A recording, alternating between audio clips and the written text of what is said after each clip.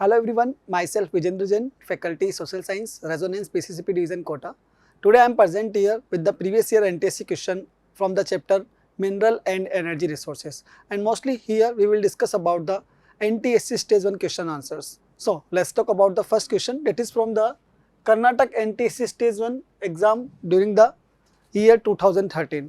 So the first question is hydroelectric power provided in Sivan Samudram या शिव समुद्रम इसे बोल सकते हैं, was first of its kind in the whole of Asia.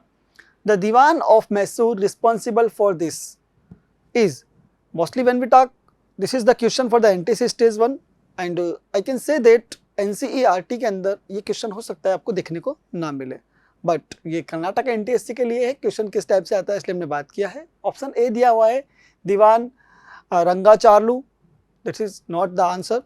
Option B is Sir M. Visvesariya, that is not the answer. Then option C is Diwan Sheshadri Iyer, that will be the answer. So the option C will be the right answer. ऐसा नहीं है कि NTSC stage 1 के अंदर आपको पूरा NCERT से पूछा जाएगा.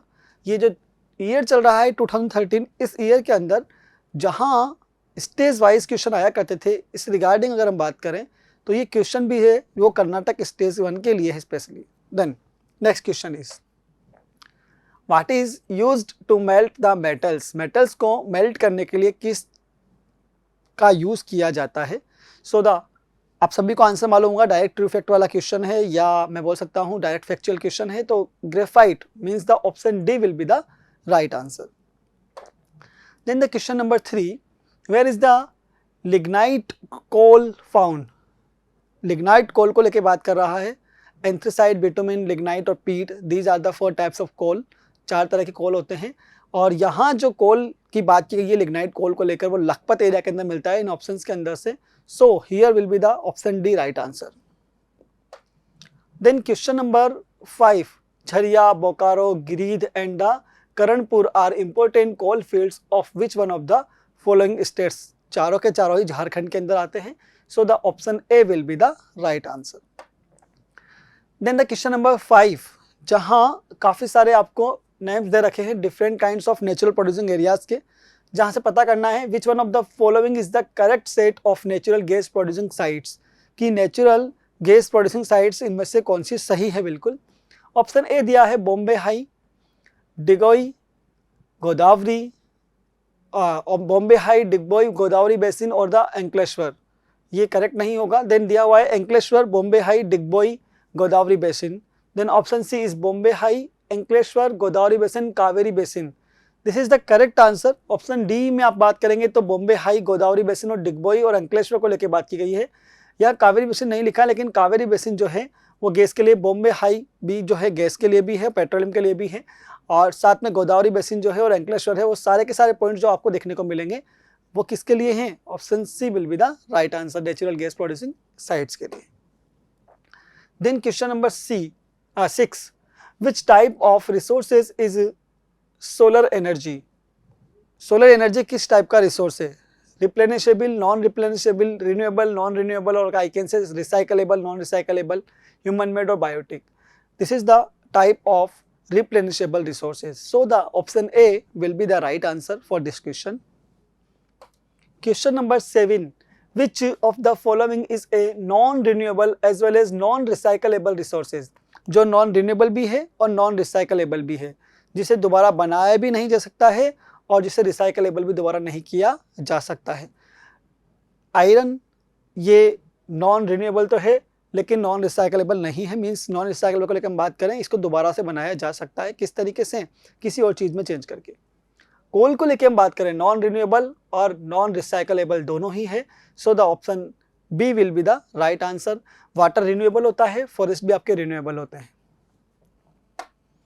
Then question number 8, which one of the following is not a nuclear power plant और न्यूक्लियर पावर स्टेशन. केगा बिल्कुल न्यूक्लियर पावर स्टेशन है. नरोरा यूपी के अंदर न्यूक्लियर पावर स्टेशन है.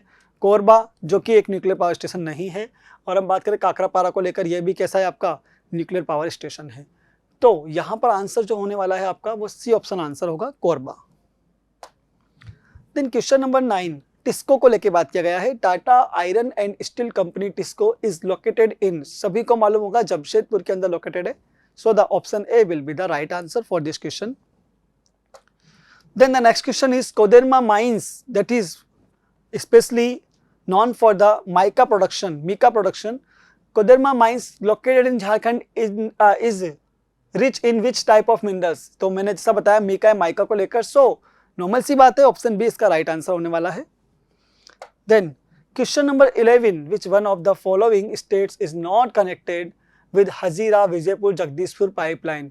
और यहाँ आपका जो आंसर होने वाला है हजीरा जगदीशपुर पाइपलाइन को लेकर के, तो यहाँ विजयपुर वाली पाइपलाइन का नाम भी चल रहा है, तो यहाँ आपका आंसर होगा ऑप्शन बी महाराष्ट्र, क्योंकि महाराष्ट्र से लाइन नहीं निकलती है. Then question number 12, which of the following is an example of non-metallic mineral? जिसके अंदर मेटल नहीं होता है, उस मिनरल को लेके बात की जा रही है. गोल्ड में मेटल होता है, बॉक्साइट के अंदर मेटल होता है, ग्रेफाइट में मेटल नहीं होता है, टिन के अंदर भी मेटल होता है. So I can say that option C will be the right answer. Then question number 13, and the question is which mine is found in Khetri. Khetri mines कहाँ मिलती है या किसके लिए फेमस है?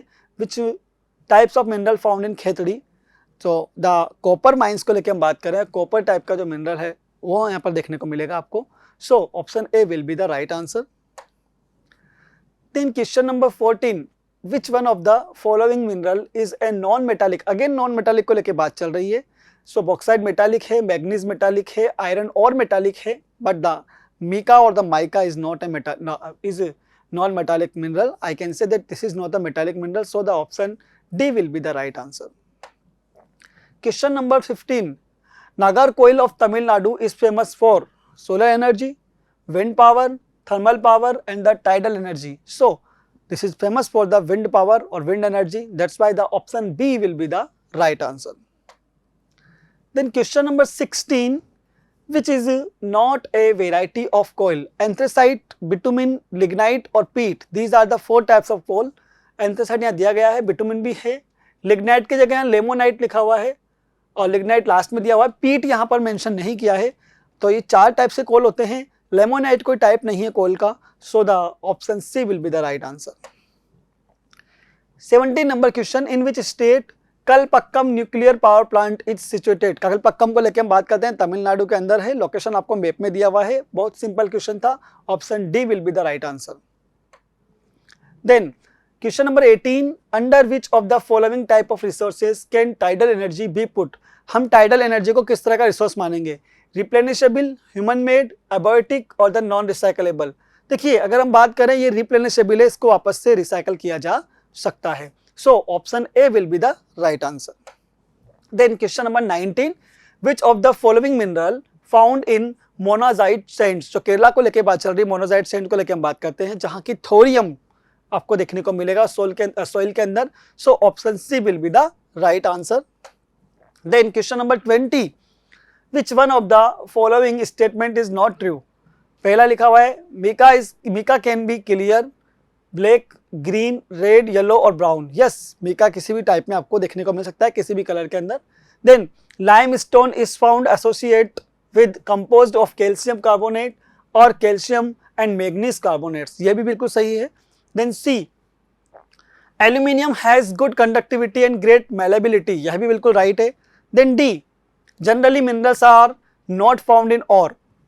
ऐसा नहीं है, आयरन और के अंदर काफ़ी टाइप्स के मिनरल होते हैं, तो ये जो मेंशन किया है डी वो करेक्ट नहीं है. सो ऑप्शन डी इसके लिए करेक्ट आंसर कहलाएगा. Then question number 21, important deposits of which mineral are found in Koraput in Odisha. Odisha Koraput में किस तरह का मिनरल आपको देखने को मिलेगा? साफ मेंशन है एनसीईआरटी बुक के अंदर, बॉक्साइट लिखा हुआ है, मैप के अंदर भी आपको मेंशन किया हुआ है. So option D will be the right answer for this question. Question number 22, largest and oldest industry of the country India is. अगर हम बात करें इंडिया को लेकर के, तो सबसे लार्जेस्ट और सबसे ओल्ड इंडस्ट्री कौन सी है? So I think that you know very well, cotton industry in our country is the largest and the oldest industry. So I can say that option D will be the right answer for this question. आप सभी ने पढ़ा भी है industries को लेकर जब बात की गई तो. सो ये कुछ क्वेश्चंस थे जो हमने एनटीएससी के रिगार्डिंग स्टेज 1 को लेकर बात किया है, मिनरल एंड एनर्जी रिसोर्सेज से. ऐसे ही सेम चैप्टर्स को लेकर हम बात करते हैं, या डिफरेंट चैप्टर्स जो होंगे आपकी क्लास के, उनको लेकर हम बात करेंगे नेक्स्ट क्लास के अंदर. Now bye, take care, thank you.